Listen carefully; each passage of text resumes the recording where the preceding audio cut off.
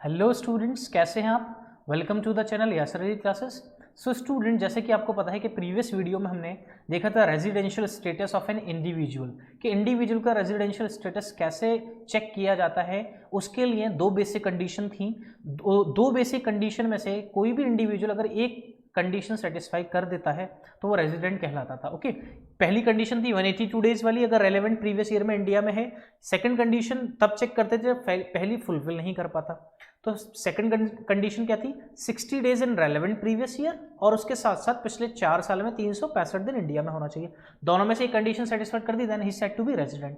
Further हम check करते थे whether he is ordinarily resident और नॉट ऑर्डिनरली रेजिडेंट। तो उसके लिए उनको बोला था हमने दो एडिशनल कंडीशन। तो दो एडिशनल कंडीशन क्या थी कि पिछले 10 साल में उसे इंडिया में 2 बार रेजिडेंट होना चाहिए, और पिछले 7 साल में उसे इंडिया में कितने दिन चाहिए, 730 डेज और more. If he satisfied both of the conditions then he said to be ordinarily resident. Okay, crux क्या बताया था, one basic plus both additional resident and ordinarily resident, that is ROR. Okay, second क्या बताया था, one basic condition plus one और none additional condition, then RNOR, resident not ordinarily resident. Third one case क्या था, when no basic condition is satisfied, तो क्या था वो, नॉन रेजिडेंट. ये था. आज हम अदर देन इंडिविजुअल पढ़ेंगे, जैसे हमने पर्सन के डेफिनेशन में अदर पर्सन्स पढ़े थे, अदर लोग पढ़े थे, फर्म थी, HUF थी, कंपनी थी, AOP, BOE, ये सारी चीज थी. अब इनका आज हम रेजिडेंशियल स्टेटस आज की इस वीडियो में करने वाले. सो स्टूडेंट्स, स्टार्ट करते हैं आज का हमारा टॉपिक. ओके, चलिए, टॉपिक है हमारा रेजिडेंशियल स्टेटस ऑफ पर्सन्स. किसका, पर्सन्स अदर देन इंडिविजुअल, क्योंकि इंडिविजुअल के लिए हमने एक अलग से सेपरेट वीडियो में डिस्कशन कर लिया है प्रीवियस वीडियो में. जो स्टूडेंट यहां पर नए आए हैं उनसे रिक्वेस्ट है कि पहले प्रीवियस वीडियो जरूर देख लें. ओके स्टूडेंट, चलिए आज हम स्टार्ट करते हैं अपना रेजिडेंशियल स्टेटस. सबसे पहले हम समझते हैं place of control and management क्या होता है. Place of control of management, place of control and management. Okay, इसको हम कहीं कहीं बुक्स में पोयम भी बोलते हैं. क्या बोलते हैं, पोयम. पोयम होता है प्लेस ऑफ इफेक्टिव मैनेजमेंट. क्या बोलते हैं, place of effective management. Okay, so the criteria for determining residential state of persons other than individual, मतलब इंडिविजुअल के अलावा, is based on place where control and management of the entities located. हम जिस entity की, जिस organisations की बात कर रहे हैं अदर देन इंडिविजुअल, तो उनका जो रेजिडेंशियल स्टेटस है किसके ऊपर डिपेंड करता है, प्लेस ऑफ इफेक्टिव मैनेजमेंट. भाई उनकी डिसीजन मेकिंग कहां से होती है, उनके डिसीजंस कहां से लिए जा रहे हैं. हो सकता है business is located anywhere, business कहीं पर भी लोकेट हो, लेकिन हो सकता है कुछ कंपनीज के डिसीजंस कहां से लिए जाते हो, इंडिया से लिए जाते हो. ऐसा possible, it might be possible student. Okay, बात समझ रहे, तो place of effective management is played a very important role while we estimating residential status other than individual. That's it, clear. Okay, next है the expression control and management referred to under section 6 refers to the central control and management and not the carrying on of day to day business by servants, employ और agents. इनसे मतलब नहीं है, decision making होनी चाहिए, उसी को place of effective management बोला जाता है. ये नहीं है कि लेबर एम्प्लॉयज काम करें, नहीं, डिसीजन मेकिंग होनी चाहिए वहां पे. The business may be done from outside India and yet it's control and management may be Holi within India. Okay, business locate का हो, बिल्कुल बाहर से हो इंडिया के, लेकिन कहां से चल रहा हो, मैनेजमेंट कंट्रोल कहां से हो रहा है, होली विद इन इंडिया से. ओके, क्लियर हो गया. Place of control management is played a very important role. Okay, that's it. Next है place of control and management.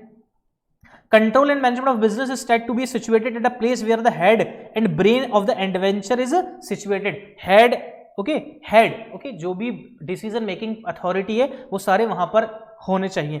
The place of control may be different from the usual place of running the business and sometimes even the registered office of the assessee. मतलब जहां पर work हो रहा है वो चीज अलग होती है और डिसीजन मेकिंग वाली प्लेस क्या होता है, अलग होता है. Okay, control and management of a business need not necessarily be done from the place of business और from the registered office of the assessee. Okay, जरूरी नहीं है कि सारा का सारा बिजनेस जहां से भाई आपका रजिस्टर्ड ऑफिस है, ओके, वहीं से सारे के सारे डिसीजन मेकिंग हो, वहीं पे सारे काम हो. Okay, control and management do imply the functioning of controlling and directing power at a particular place within some degree of permanence. Okay, तो रेजिडेंशियल स्टेटस ऑफ HUF. अभी हम किसकी बात करेंगे, रेजिडेंशियल स्टेटस किसका चेक करेंगे, HUF का. Okay, Hindu undivided family. तो हिंदू अनडिवाइडेड फैमिली के बारे में अगर मैं बताऊं student, HUF other than person में HUF एक ऐसी है, HUF हमारी क्या हो सकती है, HUFROR भी हो सकती है और HUFRNOR भी हो सकती है। ROR कब होगी पहले मैं बताता हूँ, फिर डिक्टेट कर दूंगा। ROR कब होगी? ओके, कब होगी ROR? व्हेन कर्ता और मैनेजर, कर्ता कौन होता है? Head of the family. When कर्ता और manager satisfies both the additional condition, और बोथ दी एडिशनल कंडीशन का मतलब क्या है? एडिशनल कंडीशन नंबर 1 कि पिछले 10 साल में जो कर्ता है, जो मैनेजर है, वो 2 बार क्या होना चाहिए? इंडिया का रेजिडेंट होना चाहिए, पहली कंडीशन। उसके साथ साथ दूसरी कंडीशन क्या है? जो कर्ता और मैनेजर है उसे इंडिया में कितने दिन होना चाहिए? पिछले 7 साल में 730 दिन। अगर ये दोनों कंडीशन सेटिस्फाइड होती हैं तो HUF क्या कहलाएगी? ROR। अगर दोनों में से एक या कोई भी नहीं एडिशनल कंडीशन सेटिस्फाइड नहीं हुई, 1 और नन एडिशनल कंडीशन, 1 और नन, तो HUF क्या कहलाएगी? RNOR। बात समझ में आ रही है? ठीक है, तो HUF section 2 clause, section 6 clause 2, section 6 clause 2 के अंदर रेजिडेंशियल स्टेटस ऑफ HUF है। क्या है HUF में? HUF would be resident, HUF resident हो सकती है इन इंडिया, इंडिया में, if control and management of its affairs is situated Holi और पार्टली इन इंडिया। अगर हम बात करें HUF की, अगर मैं बात करूं HUF की, तो HUF रेजिडेंट कब होगी? HUF रेजिडेंट कब होगी? जब इंडिया से या तो होली कंट्रोल मैनेज हो या फिर पार्टली मैनेज हो, तो क्या कहलाएगी? इंडिया में क्या कहलाएगी? वो रेजिडेंट कहलाएगी। ओके, तो क्या मैं ऐसा कह सकता हूं स्टूडेंट कि अगर HUF का control management wholly outside India है, क्या है? Wholly outside India, then he said to be non resident. क्या कहलाएगी? वो नॉन रेजिडेंट। अगर होली इन इंडिया है और पार्टली इन इंडिया है, ठीक है, तो रेजिडेंट है। अगर होली आउटसाइड इंडिया है तो क्या हो जाएगी? Non resident. That's it, clear? Okay, if control and management of affairs is situated wholly outside India, it would be non resident. क्या होगी? वो नॉन रेजिडेंट कहलाएगी। बात समझ में आ रही है? क्लियर है यहां तक? चलो नेक्स्ट। बीच बीच में आप लोग कमेंट सेक्शन में बताते रहा करो स्टूडेंट, है ना?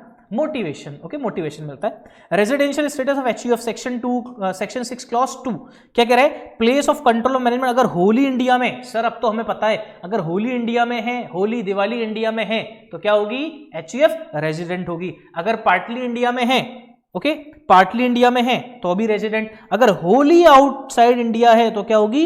Non resident. ये तो सर हमने ऊपर ही पढ़ लिया था। ओके, आपने एक स्लाइड गलत बनाई, ठीक है, हम पहले ही समझ गए थे, हम होशियार बच्चे हैं।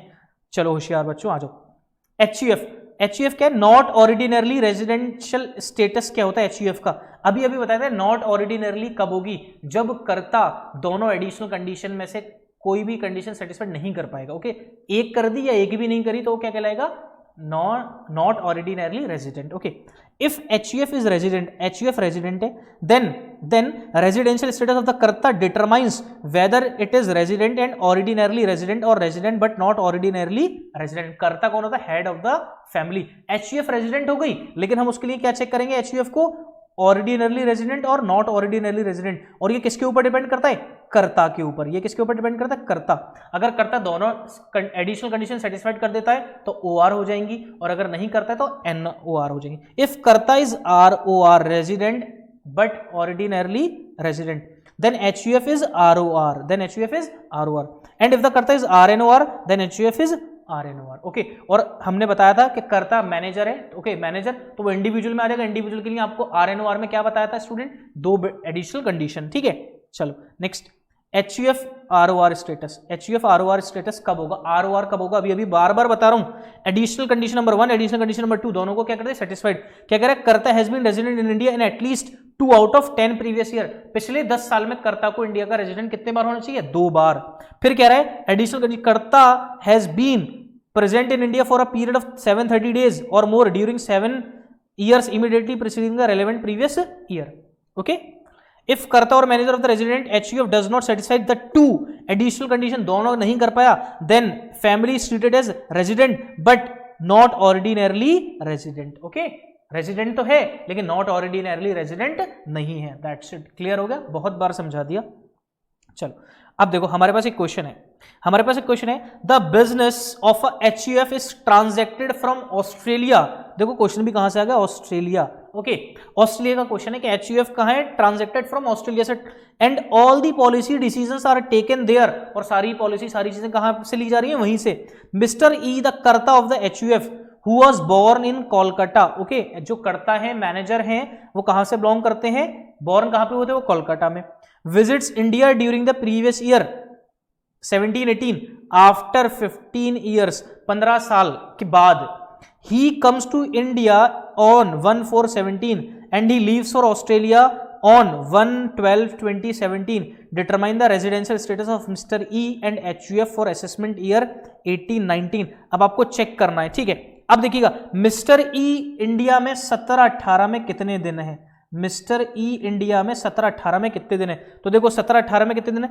ही कम्स टू इंडिया 1/4/2017 और कब चले गए 1/12/17 में, ठीक है। इसका मतलब अप्रैल में वो इंडिया में थे, यस। कितने दिन के लिए, पूरे 30 दिन होते हैं अप्रैल में, है ना, क्योंकि 1/4 में आ गए थे अप्रैल में। उसके बाद मई में कितने दिन होते हैं, 31 डेज, ओके।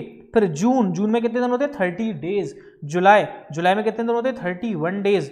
अगस्त में कितने दिन होते हैं, 31 डेज। सितंबर कितने दिन होते हैं, 30 days.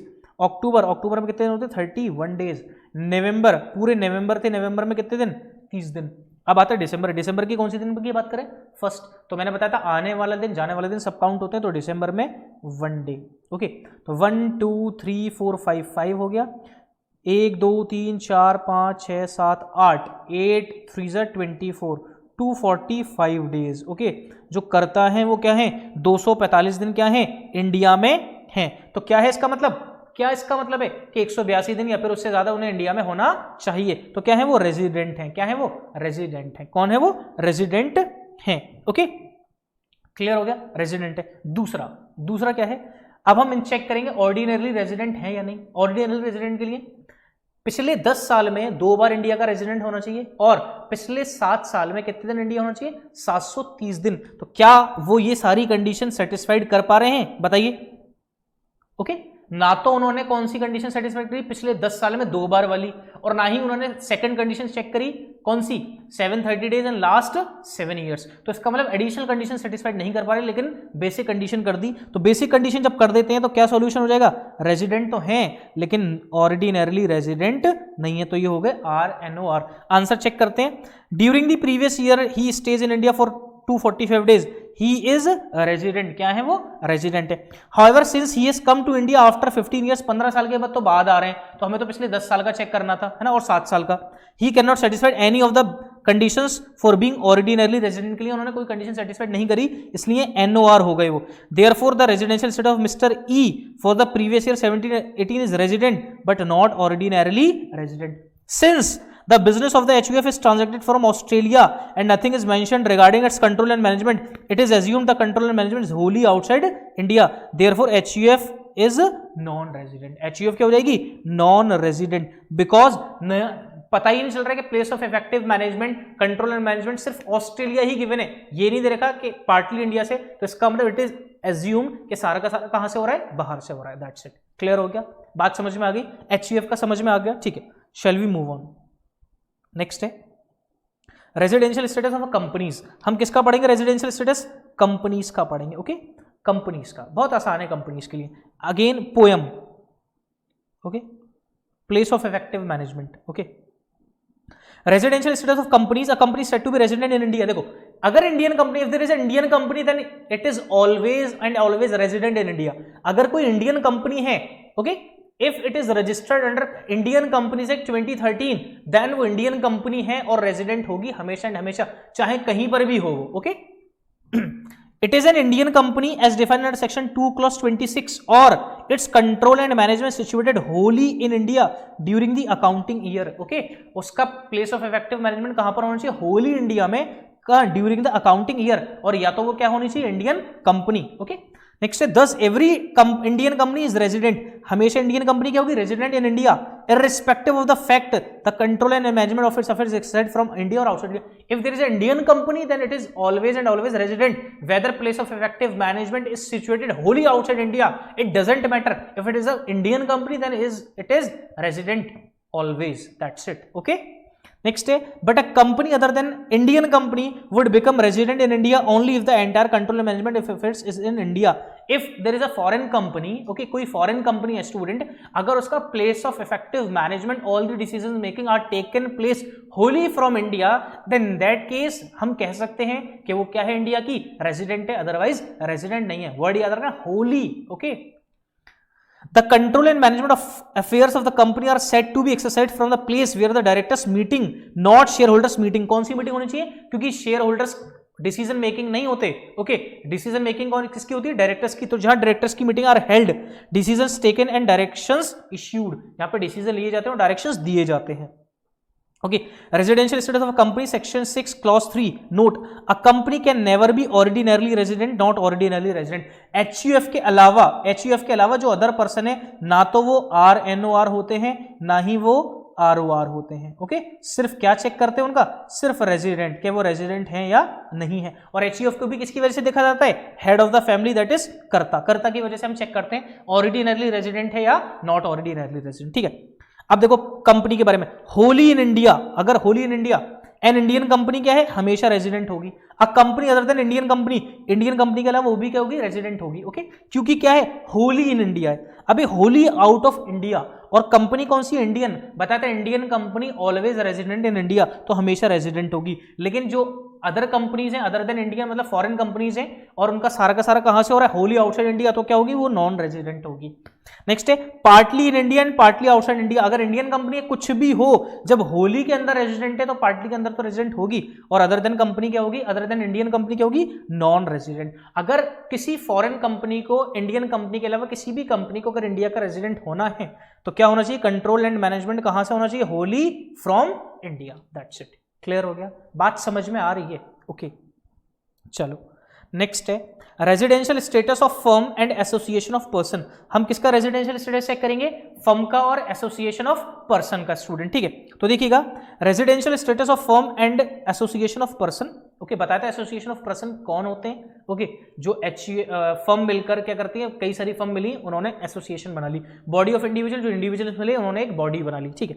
A firm and AOP would be resident in India if the control and management is affairs situated Holi और पार्टली इन इंडिया। मतलब एचयूएफ की तरह है, लेकिन एचयूएफ में ओआर और आरएनओआर भी चेक करना था, लेकिन यहां पे चेक नहीं करना है। अगर होली इंडिया है, अगर होली इंडिया तो भी रेजिडेंट, अगर पार्टली इंडिया तो भी क्या है? रेजिडेंट है, ओके। नॉन रेजिडेंट कब होंगे? जब होली आउटसाइड इंडिया होगा।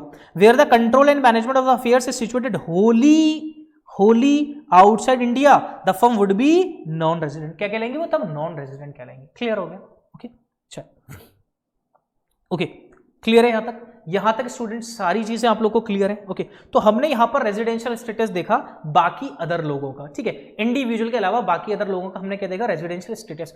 अब काम स्टूडेंट आपका है कि मैंने रेजिडेंशियल स्टेटस से रिलेटेड सारी वीडियोस अपलोड कर दी है। नेक्स्ट वीडियो में हम लेकर आएंगे स्कोप ऑफ टोटल इनकम, कि टोटल इनकम का स्कोप क्या होता है और इंसिडेंस ऑफ टैक्स, ये हम नेक्स्ट वीडियो में कवर अप करेंगे स्टूडेंट। तो मेरी तरफ से रेजिडेंशियल स्टेटस कंप्लीटेड।